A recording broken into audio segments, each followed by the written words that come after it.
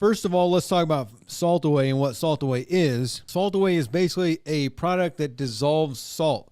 So if you use Saltaway, you only use it for like a minute or maybe two. So like if you're flushing your engine, you are going to be flushing it with fresh water and you want to flush it for 15 minutes. You didn't say what kind of water you're in, but either way, that's different. The Saltaway dissolves the salt. So as soon as you put the Saltaway in there, you need to stop putting it in there. So like you hook up your thing with the Saltaway, you run it through the engine. As soon as the Saltaway is done, like it's empty, the container's empty, or there's just a smidgen left in there, you need to shut the water off and let it be. Like that's it. You can't, run it on. So if you take your Saltaway, hook it to the engine, hook it to your water source, and then flush for 10 minutes, and in the first 2 minutes, it runs the Saltaway through the engine, then the Saltaway is gone and the fresh water is now flushing the Saltaway out of the engine, and you're washing the engine, you're washing the Saltaway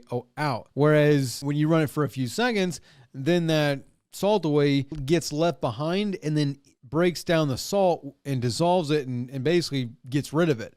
So that's kind of how that works. Like if you salt away your boat, you just spray the whole boat down and then you leave it. You walk away, you don't rinse it off, none of that. You just leave it and it dries streak free and dissolves all the salt, and boom, that's how that works. As far as on the Muffs versus the flush port, obviously, if you run the engine on the flush attachment, that's the best way. I mean, if you wanted the best way to do it, you need to go get a bucket and put the engine in a bucket and then put the flush, your Saltaway, dilute it into your bucket with all your water, or not even really do that.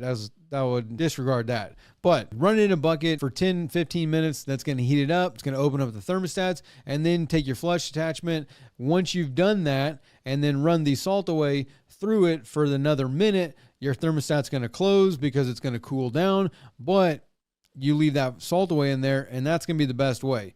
Obviously, that's a lot of work, and a lot of people don't want to do that, and is it really that necessary? Depends on what engine you have and how much, what kind of water you run in. The flush attachment is not going to open up your thermostat, but in most cases, especially now, most engines are designed where the thermostat just dumps into the exhaust. When you flush your engine on the flush attachment, it runs through the entire engine, including the exhaust. So the only thing that is not getting flushed is the backside of the thermostat and that little cavity that dumps into the exhaust.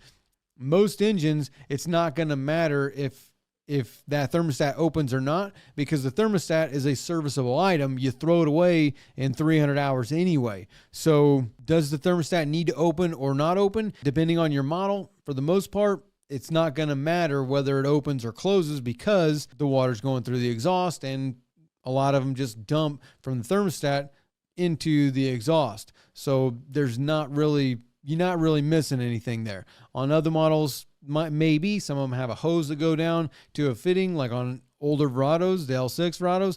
That's what that is. It dumps out the thermostat down into a dump, and over 20 years, you might have a problem with that fitting at the bottom corroding, but everything under that, when you flush it, that's all the exhaust. That's all getting flushed out anyway. So the only thing you're not flushing is that one fitting and a hose, which is a rubber hose. So you're not really concerned about that. But actually, there's another one. Someone else, Tiara Rich Marina Del Rey. Do you recommend flushing with Saltaway when you use the boat in salt water? The literature says flushing with Saltaway requires only 2 or 3 minutes, leaves no residual, and is 10 times better than freshwater flush alone. Thoughts? Exactly like I said, that's what Saltaway is. So if you freshwater flush your engine for 10 minutes and run it to open up your thermostats and flush it out, if you want to do that, you can do that. And then the last minute or two, hook up to the Saltaway, run the Saltaway through there, shut it off, and that's how that's going to work. So that should help you too, Tiara. Living Liang, my C-Star hydraulic helm has click sound when I'm turning it, and I can see corrosion through the filling hole. It slowly fall other side when engine tilt up, but no movement when push the outboard by hand. It is also fine when driving. No any problems. Do you think I should remove the helm and clean the corrosion inside the helm, or just leave it like that? So, no, I wouldn't.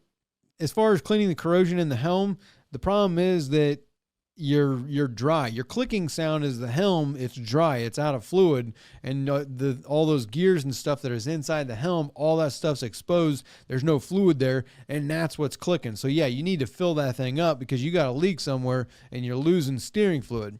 As far as cleaning the corrosion up, I don't know if you're not going to be able to get into that helm and clean it out. What you can do is just kind of back to our first question of flushing the fluid.